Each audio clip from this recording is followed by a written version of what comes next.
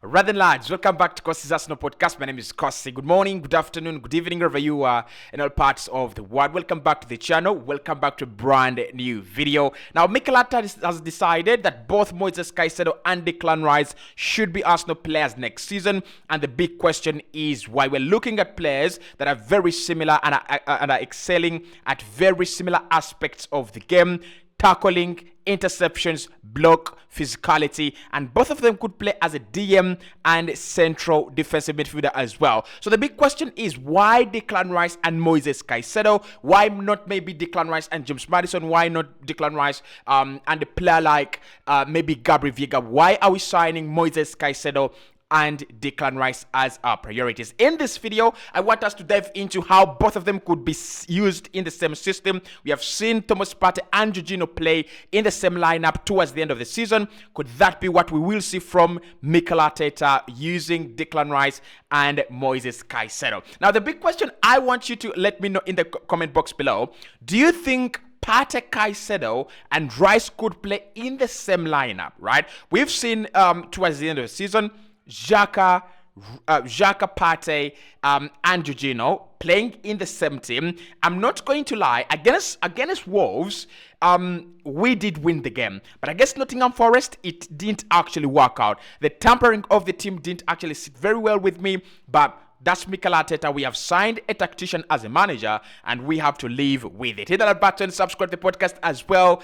Let's get this video to 600 likes, and let's dive into how Moises Caicedo and Declan Rice fit in Arsenal at the same time. Now, first and foremost, let's compare the two players. Now, this season, according to stats from FBref, both of them have played in two similar positions. Rice has played as a CDM, that is a central defensive midfielder, and also as a CM, a central midfielder. Moises Caicedo as well has played as a CM on a couple of occasions, and also played as a CDM for Brighton. Number of games this season: 54 Declan Rice, 43 for Moises Caicedo. Rice has scored 5 goals for West Ham, 1 goal for Moises Caicedo, and 4 assists for Declan Rice, and 1 assist for Moises Caicedo for Brighton. Now, that comes from the fact that when you look at Moises Caicedo this season, unlike Declan Rice, he's been playing in that single pivot,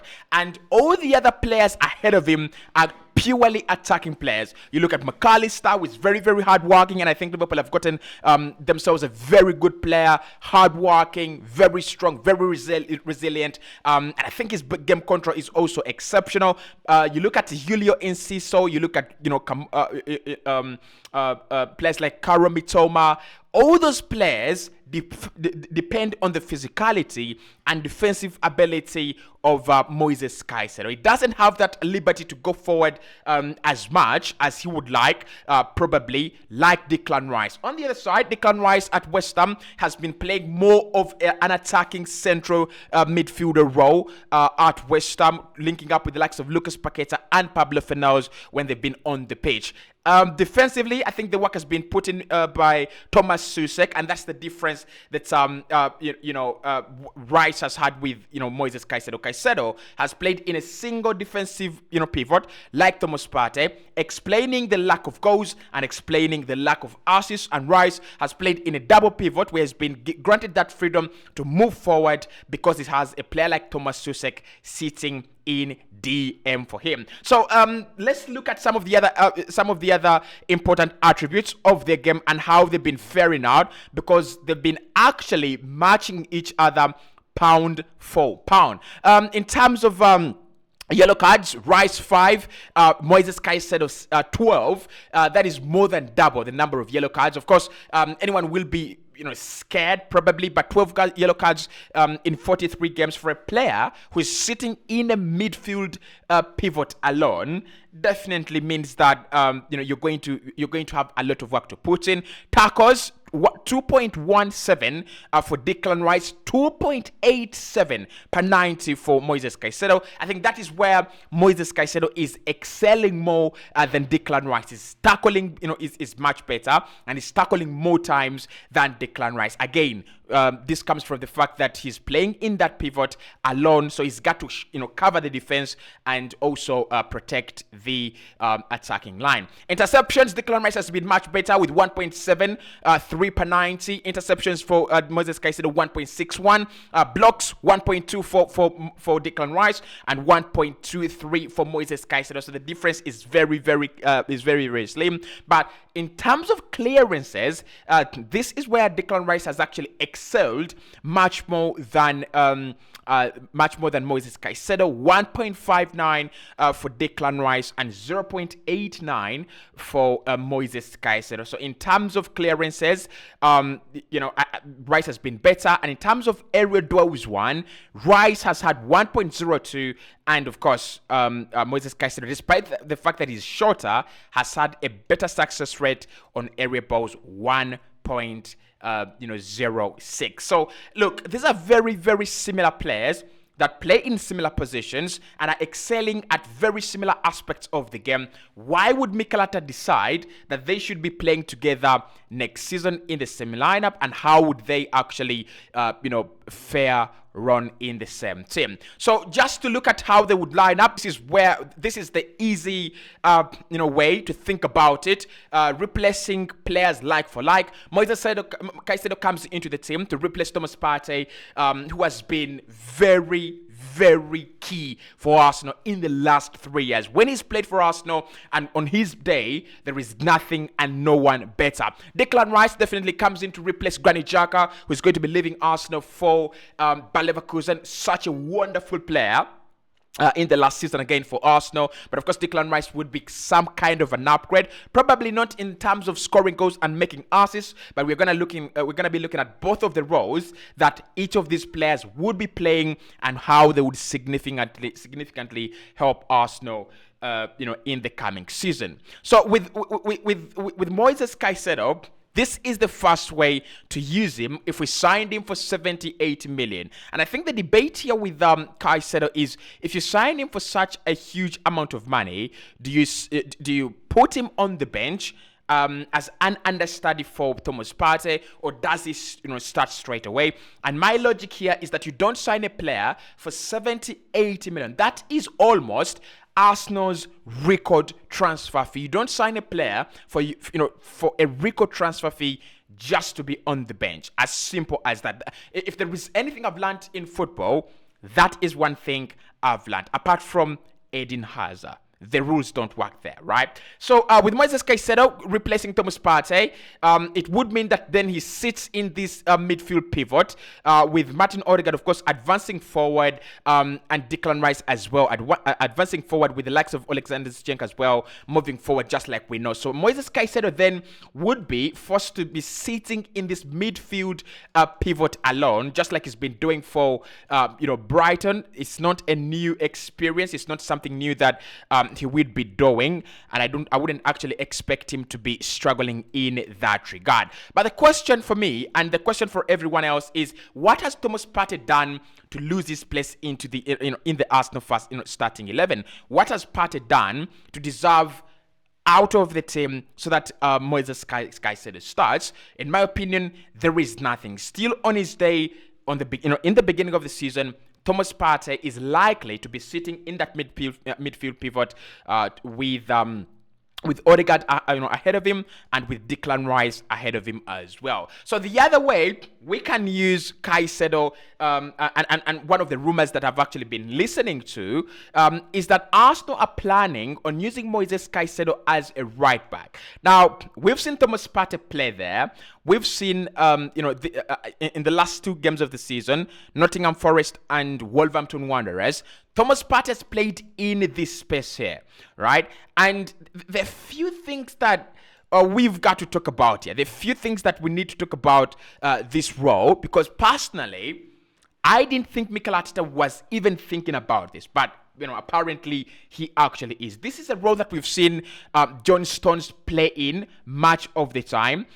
this season at Manchester City, starting out at right back, but essentially playing in these positions here, moving into these positions here and having the liberty to come as forward as much as he wants. Now, at times he won't be coming to the byline to cross the ball, but most of the times John Stones has been moving into the midfield a lot of the time, and that has actually been very, very vivid and very, very good.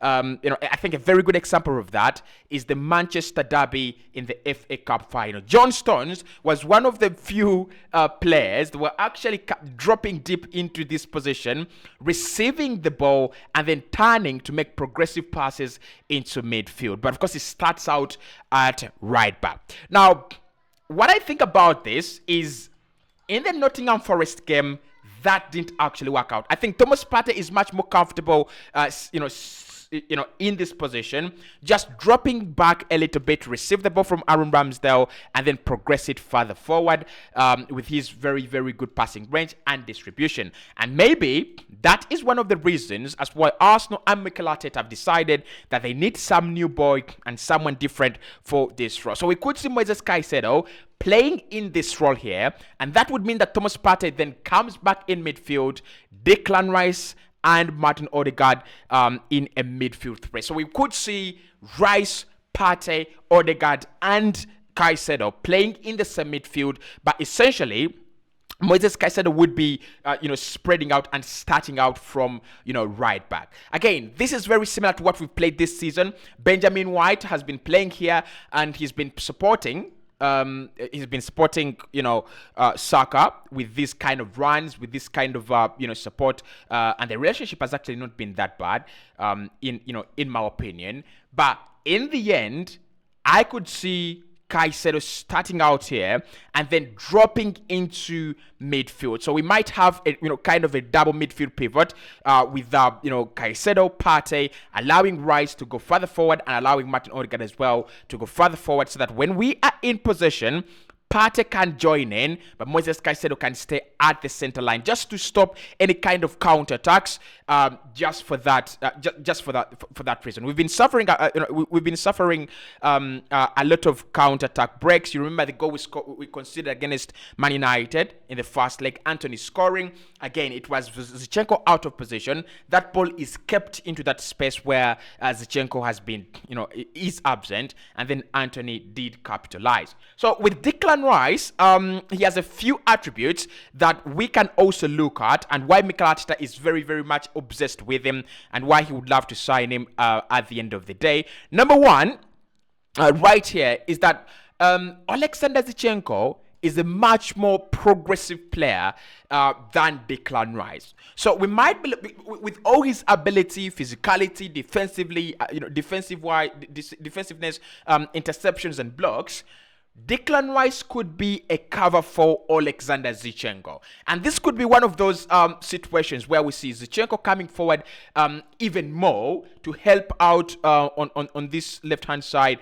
with Gabriel Martinelli, and then Declan Rice just covering this pocket of space. Now we know how much athletic he is, and we know how good defensively Declan Rice is. He's very, very okay coming forward and doing his thing, creating a lot of chances, for the team. But after doing that, then definitely it means that when Arsenal are out of position, Declan Rice would be easier, and it would be easier for Declan Rice, and it would be better for Arsenal if Rice fell back into this position when Alexander Zinchenko is not there. All right, I think that is what Mikel Arteta could be looking at here. Rice on the left-hand side, of course, Moises Caicedo right here on the right-hand side in this position. Odegaard just as your creative number 10, and Thomas Partey either as the defensive midfield or as the number 2 or straight out of the team. Now, why I think this would be very, very, very good for us in the UEFA Champions League and in the next season, it adds a lot of physicality to the team. And I think this is one thing that Mikel Arteta is looking to add to Arsenal. You look at City. Rodri is very physical. Kevin De Bruyne is very physical, and Ilkay Gundogan is very physical as well. So if you have CAICEDO, Partey, and Declan Rice, you have one player, you have one brain that is, and I don't think Odegaard is not that physical, but you only have one player who is not going to use his physique, and that would be Martin Odegaard. The rest of the players who are actually very good on the ball are also very good in terms of physicality. We were bullied against Manchester City, and I'm not surprised that Mikel Arteta has decided that he's going to go with I don't know, is unbullyable a word? Because if it was, that is what Mikel Arteta is looking at, a side that it won't be easily bullied by the likes of Erling Haaland, Harry Kane, players like Kevin De Bruyne, and players like Rodri as well. So I really expect Declan Rice to occupy these positions with forming a relationship with Alexander Zinchenko. When Zinchenko progresses further forward, Declan Rice will be staying behind, and when Zinchenko tucks into this midfield position, then Rice has the liberty to go up front as well. But of course, the other way to look at this picture is how Jacques has been playing this season and how Arsenal have been deploying Partey as well, where Moises Caicedo literally comes into midfield and Declan Rice is going to be playing much further forward. The problem with this, and why I don't see it happen very, very quickly, is that I think Rice will have a lot of work to be done if he's going to take on that role for Granit Xhaka. We might need to sign him earlier in preseason. That will happen definitely. But apart from that, I kind of feel like his attacking part of the game still has a lot of work to do, and we would benefit from him much better, especially on UEFA Champions League nights, if he played in a more defensive role. That would allow us to deploy more attacking players in front of him, but then also that would mean that Arsenal's Gabriel Martinelli, Saka, Odegaard can commit further forward without thinking of what if we lose the ball, right? Without looking over their shoulder. So in a 4-3-3 formation, this is how I think Arteta plans to use CAICEDO and Declan Rice together. CAICEDO will be sitting at the base of midfield. On the left-hand side will be Martin Odegaard. On the right-hand side, on the left-hand side will be Declan Rice. On the right hand side will be Martin Odegaard. Alexander Zinchenko will be a little bit further forward, to my understanding, and then of course Saka ahead of them, Martinelli ahead of them. Gabriel is just rotating in these positions around here. Of course, we know how good he is, fetching the ball, from here, and then going into the penalty area, and then we will have a new right back. Of course, Ben White has played here a lot of the time. Arsenal forming a back three when we are in attack. Caicedo progressing a little bit further forward.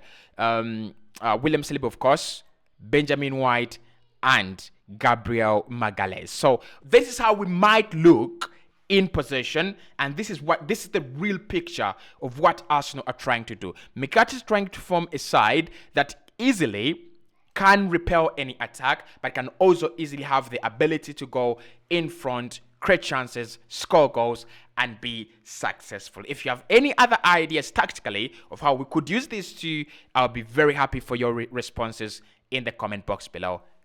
Ciao. See you soon.